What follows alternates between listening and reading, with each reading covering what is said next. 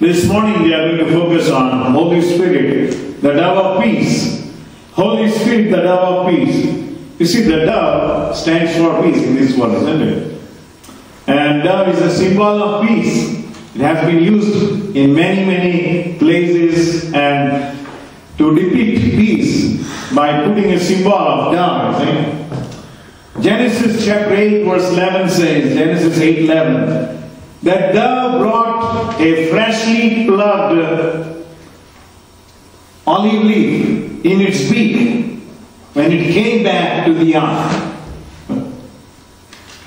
symbolizing that the peace was being re-established as the waters of judgment were receding, you see. And so a dove with an olive leaf in its beak is a symbol of peace restored, you see? Peace being restored. And likewise, Holy Spirit brings us the peace of God, you see, in our Lord Jesus Christ. Holy Spirit leads us to receive God's peace. He brings the deep peace of God in our hearts and minds. You see, when a restless person paces the floor to and fro, up and down, isn't it? And Bible says crow was roaming to and fro, you see. Is a symbol of restlessness and Satan, isn't it? Well, the Holy Spirit brought that freshly plucked leaf, olive leaf in its beak, symbolizing that peace was being restored on the face of the earth as the waters of judgment were receding. And so the first thing we want to see is that the peace that mankind needs is the inner peace with God. It's a spiritual peace, you see. It's a spiritual peace. This type of peace only the Holy Spirit can supply, see. There is nothing else in this world can give peace, you see. Whether it may be wealth or prestige or power, it cannot bring peace. Yes.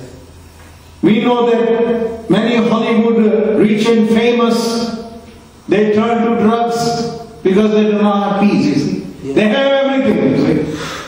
They turn to suicide, you see, finally. In very young age they do that, you see, because of no peace, you see. This John chapter 14, when it begins with the word trouble, isn't it? Do not let your hearts be troubled, you see. Begins with the word trouble. And then what happens is, the chapter ends with peace. Peace. And in between, Jesus talks about asking the Father to send the Holy Spirit, isn't it? In between, he teaches them about the Holy Spirit. And Bible says in Galatians 5:22 that the fruit of the Holy Spirit is love, joy, peace. You see, peace is the fruit of the Holy Spirit, you see. And so we need to realize that the Holy Spirit is the one that can give the spiritual peace. Peace in fact is spiritual, actually. It cannot be attained in any other way, actually. And as Jesus was speaking these words from John 14, it was evening, you see. And Jesus knew that within 24 hours, he will be on the cross. And so while he was teaching them, he told them that he was not going to leave them without help, you see. He will not leave them as orphans or parentless. John 14:18, you see. I will not leave you orphans, you see, Jesus said. You see, the God of the Bible has a great concern for the parentless children, isn't it? For the orphans. And that's why in the Old Testament, God has laid out so many times the care for those who are fatherless. Yes. Isn't it? The care for the fatherless. And the Christian church has reflected this concern of God, you see, by building orphanages and by building adoption agencies, isn't it? Around the world. And Jesus was saying to them in verse 26 that I'm sending you my Holy Spirit who will remind you of everything that I have told you, that I have been teaching you, and will help you to understand all these things. And then having spoken of the presence of God through the Holy Spirit, you see, he goes on to talk in right away in verse 27. Peace I leave with you. Jesus says, peace I leave with you, my peace I give to you, not as the world gives, do I give to you. Let not your heart be troubled, neither let it be afraid. Peace I leave with you see. That's what he's saying. You see, peace is a very important word among the Jews, among the Arabs, and even the old Gujaratis. Whenever they meet people, you see, it's like a hello or goodbye. You see, they don't say shalom, you see. Or shalom, that's a Hebrew word for peace, you see. And it is much more than absence of war, actually. By saying peace, they mean that let your life have everything that is blessed and happiness. Let all the blessings and happiness be upon you. You see, peace is the work of the Holy Spirit. And the Holy Spirit brings the joy and the security of God. Nothing else can bring that.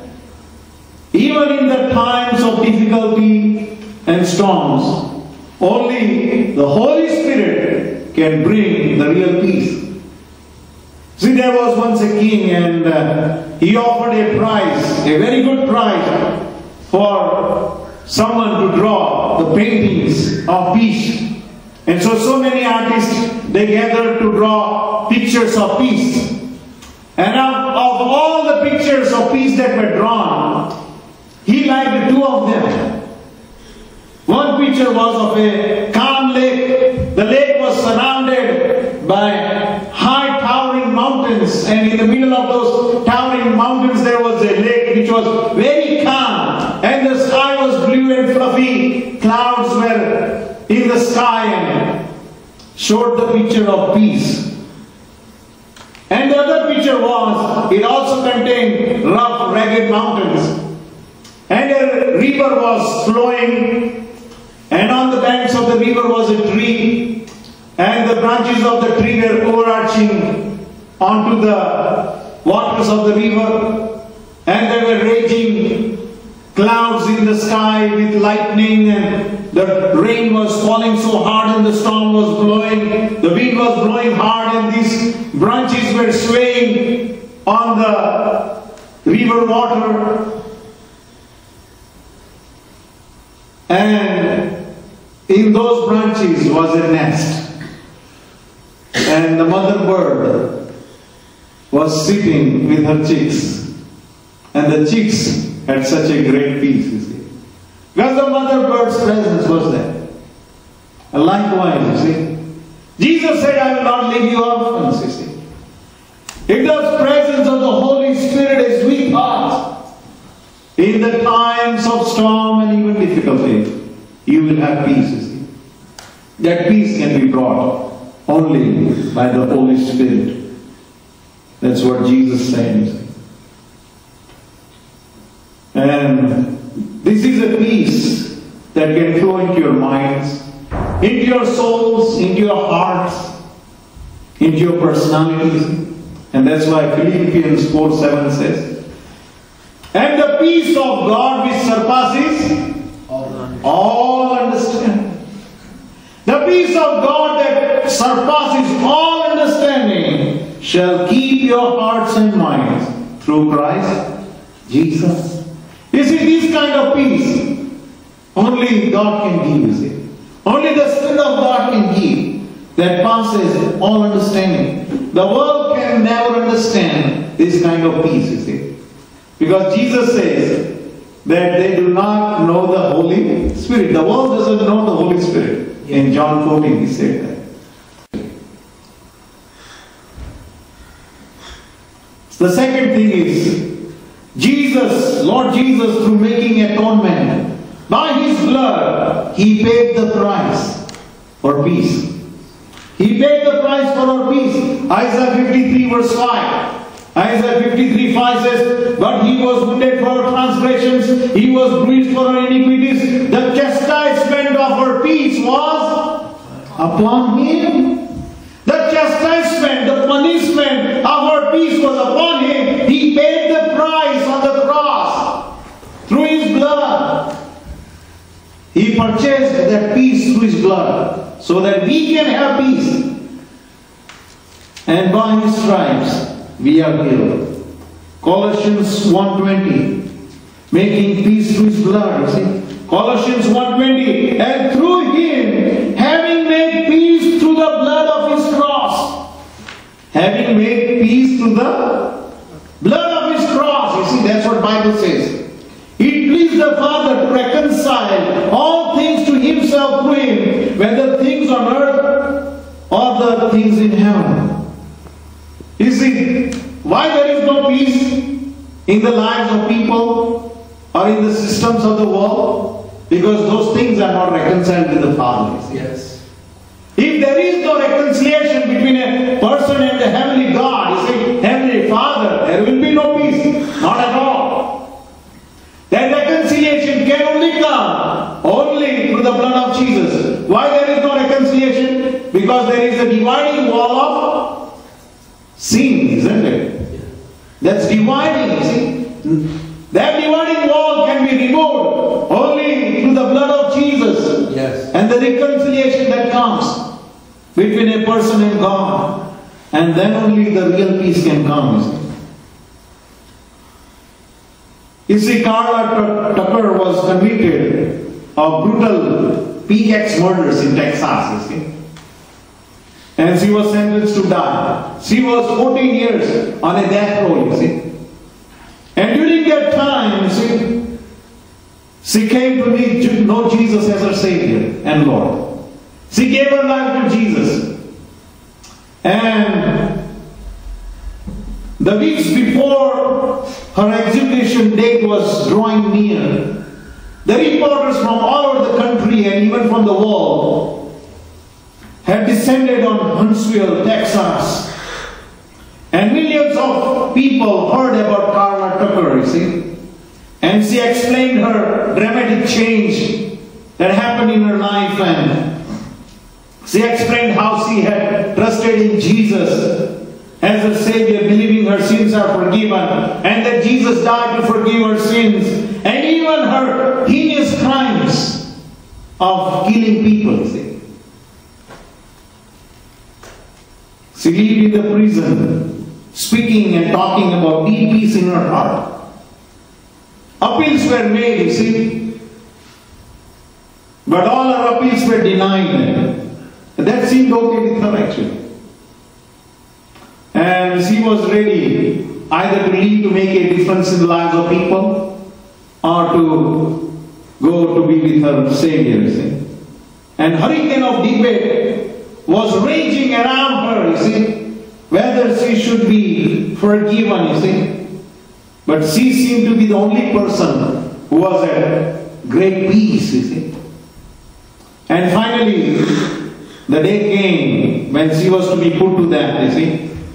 And she told the family members of her victims, I hope God will give you peace with this. I hope God will give you peace with this. And for her, she said, I'm going to be face to face with my Jesus, whom I love. And I'll see you there. He said to them, I'll see you there. I love you very much. And the reporters who witnessed her sentencing, they reported she was described as with great calm and composure. She was with great calm and composure. Yes, God gives peace. The real peace by forgiving all our sins. Yes. God gives you peace through the blood of Jesus, you see. God gives you peace about what will happen on the other side. He gives you peace regarding that also. What will happen on the the other side after your life has ended upon this earth, you will not worry what will happen on the other side.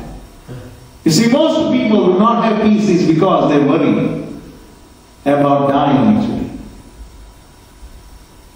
And so, it's only through the blood of Jesus, reconciliation comes with the Heavenly Father who created you, and you can go in peace to be with Him. The third thing is Jesus makes a connection. He makes a connection. I give you the Holy Spirit and I give you my peace. I give you the Holy Spirit and I give you my peace. If you read our key verses, John 14, 26 to 27.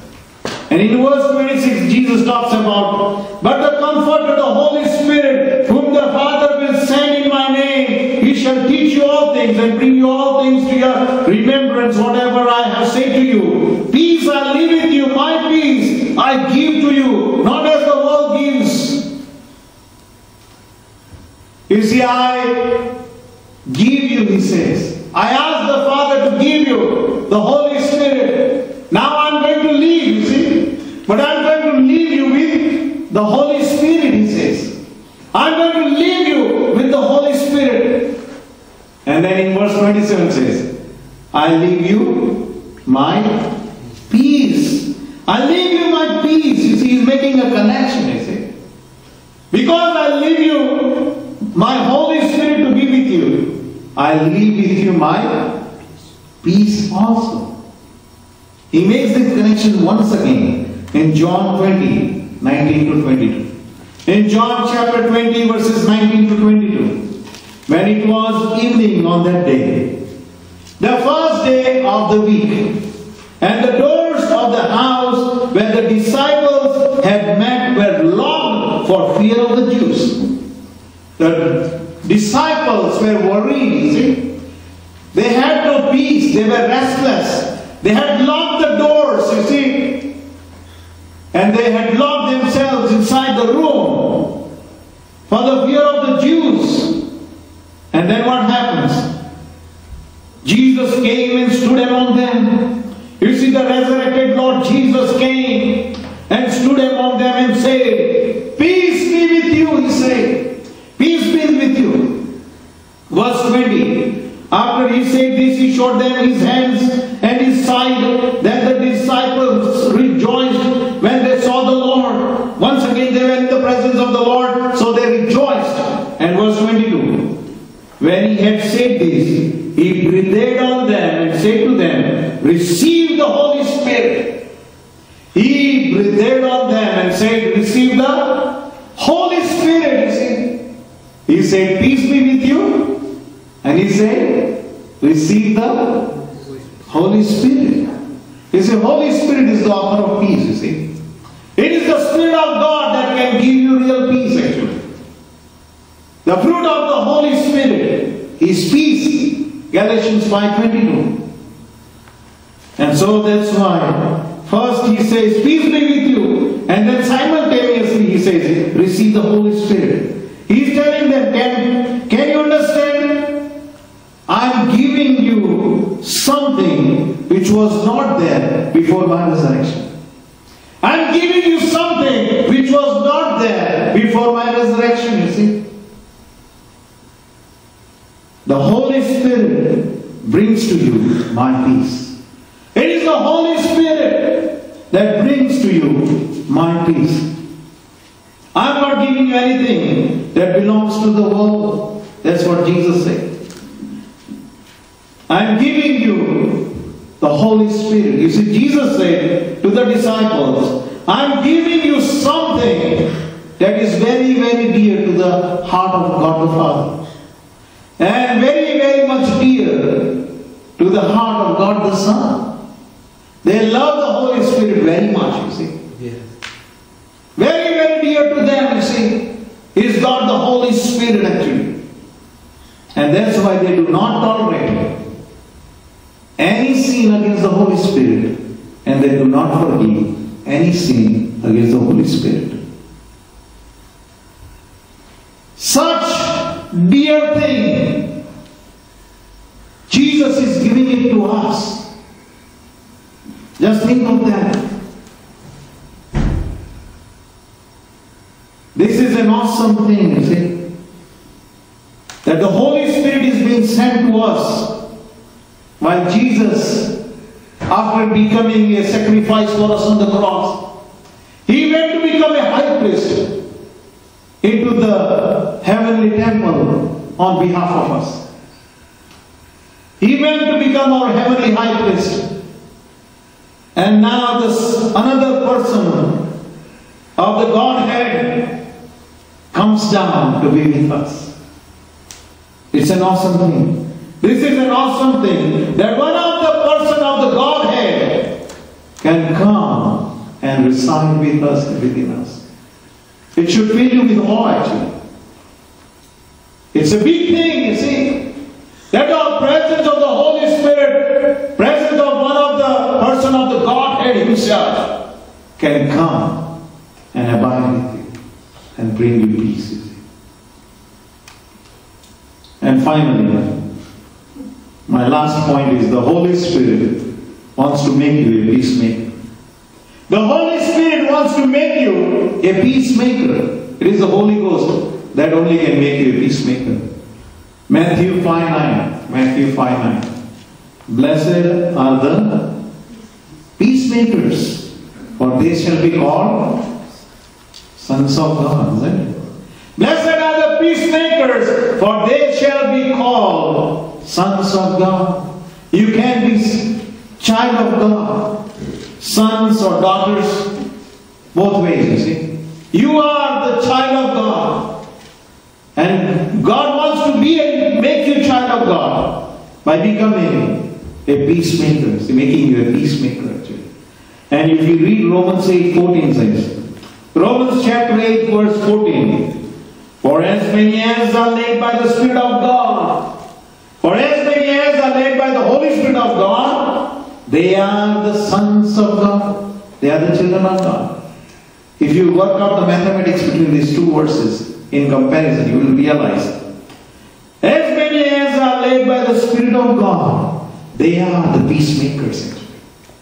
Only those who are led by the Spirit of God can become truly peacemakers. And so if you want to be a peacemaker, you have to be led by the Spirit of God. Without that, you cannot become a peacemaker. Genesis 15:19-21. Joseph. If you read about the life of Joseph, you see, it talks about that God was with him again and again. You see. Bible testifies about his life. And then, this is the last chapter of Genesis. Jacob has died, you see. The patriarch Jacob has died, and now the brothers are afraid. Joseph may remember what we did to him, and can get even with us. Yeah. And so they come to him, and Joseph weeps and tells them, do not be restless. I promise you, you see, you will abide in peace. Stay in peace.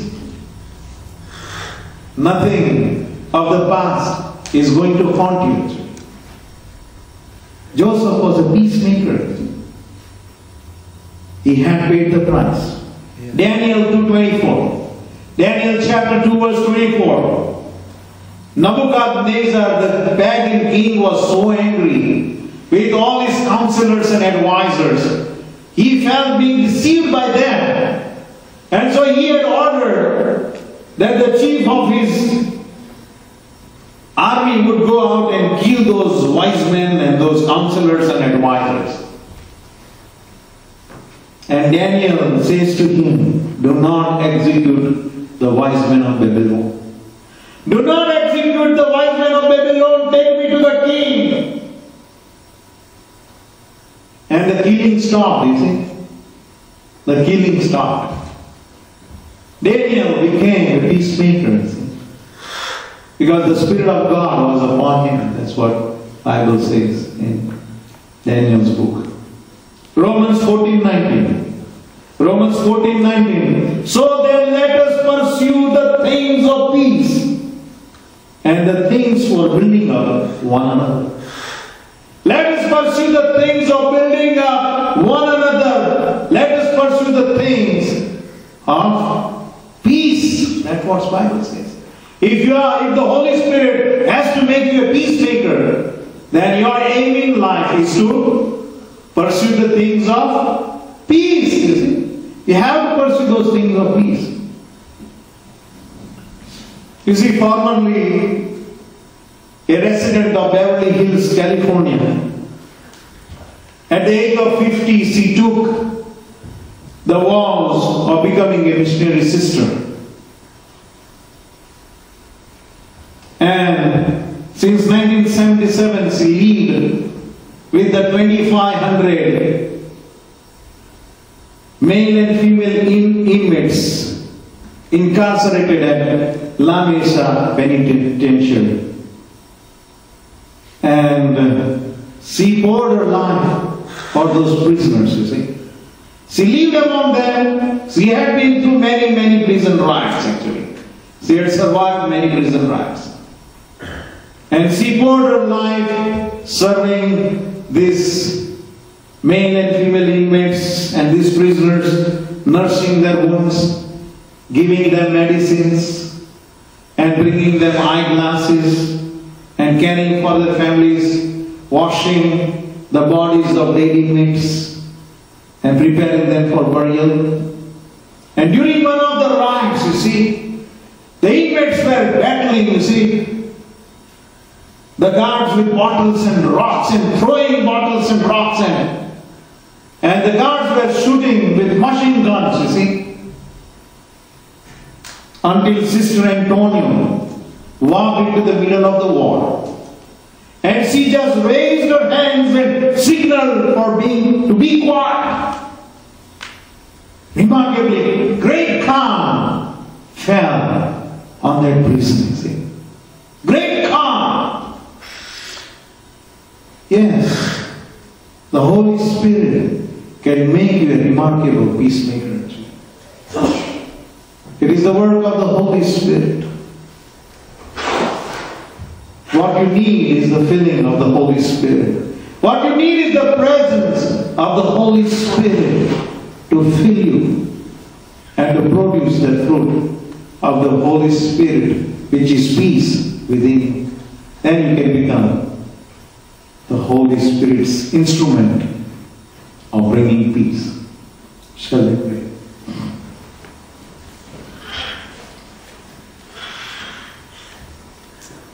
My dear friends, there is no peace in this world.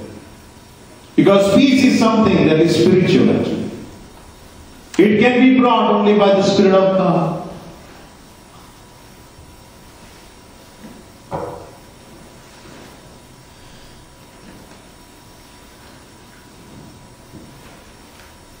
The true peace comes through the reconciliation in the blood of Jesus.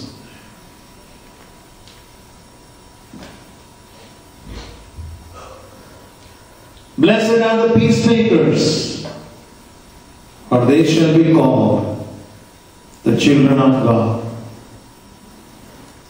For as many as are led by the Spirit of God, they are the true peacemakers, actually.